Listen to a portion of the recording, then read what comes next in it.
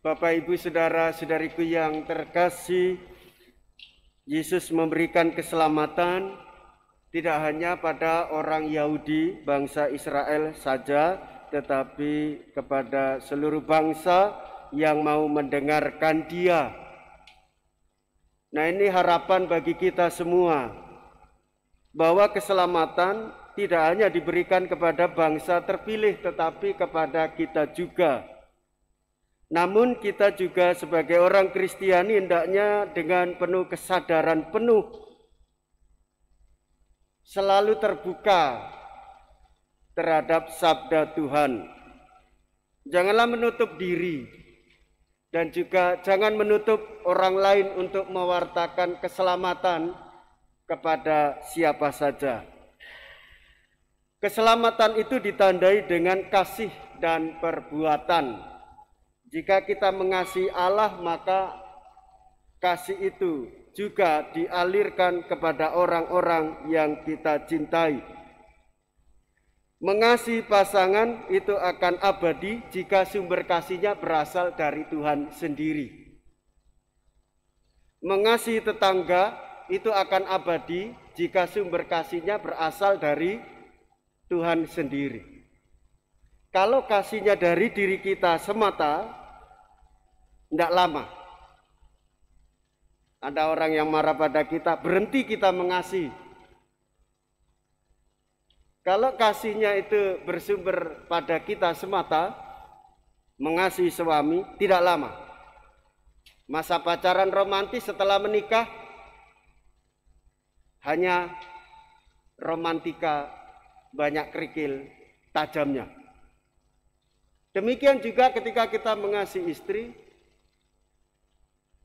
anak-anak, tetangga, kalau kasihnya bersumber hanya dari diri kita saja, tidak lama. Seperti juga di dalam pelayanan, di keluarga, demikian pula di dalam gereja. Tidak lama. Sumbernya dari Tuhan Yesus sendiri. Efektif terjadi buah yang nikmat bagi orang banyak kalau kita rendah hati. Nabi Elia sebagai pendahulu dijadikan contoh oleh Tuhan Yesus.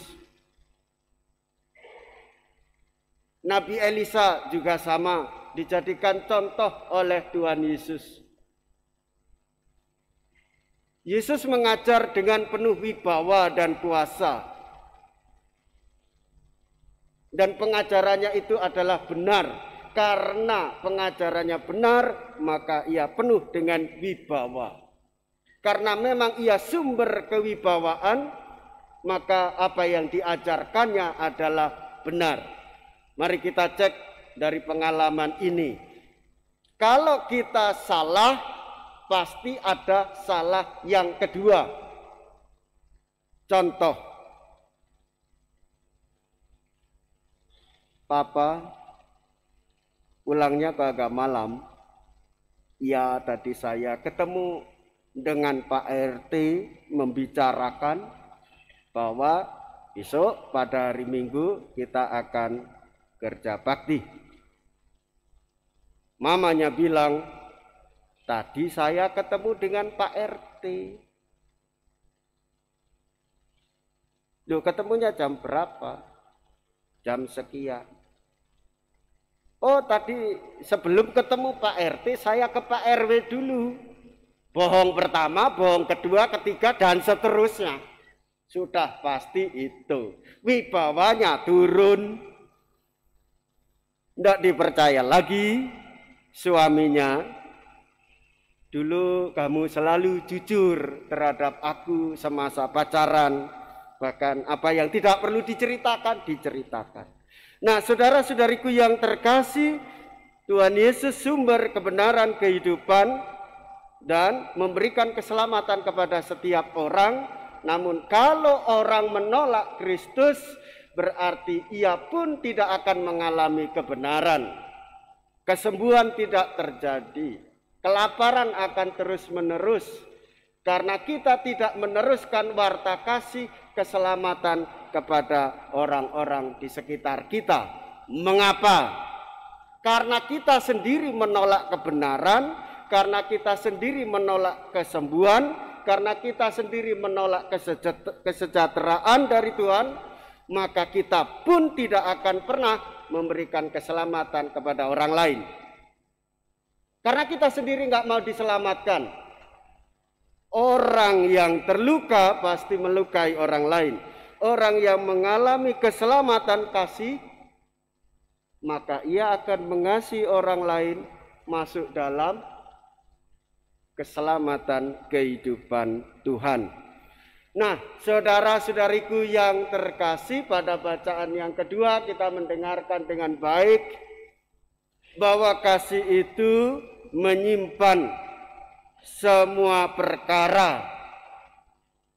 Maka jika ada sesuatu yang tidak benar, yaitu disimpan dulu, jangan cepat-cepat untuk menceritakannya. Belum tahu kebenarannya, kita sudah cepat sekali men-sharingkan pengalaman salah orang lain. Mengapa tidak kita rendah hati di hadapan Tuhan? Maka akan terjadilah keselamatan. Contoh,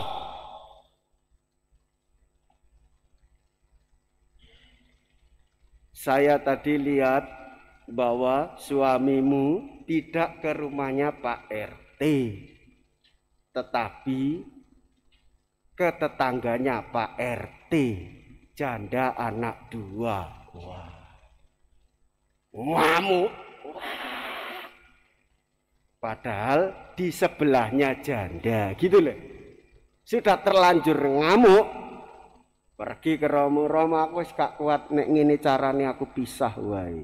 Sabar sembahyang ya. Berdoa kepada Tuhan Yesus, mohon pencerahan apakah yang dikatakan oleh tetangganya itu benar atau tidak. Sudah gitu dikasih bukti, foto lagi. Ya. Foto itu bisa menipu. Wong saya yang begini aja bisa ganteng kok karena foto itu ya. Bayangkan.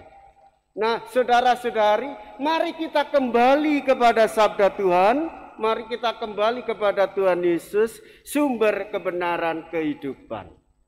Supaya kita tidak seperti orang-orang Yahudi yang menolak Yesus, bahkan mengusirnya, bahkan hendak dibunuh, masuk ke dalam tebing jurang.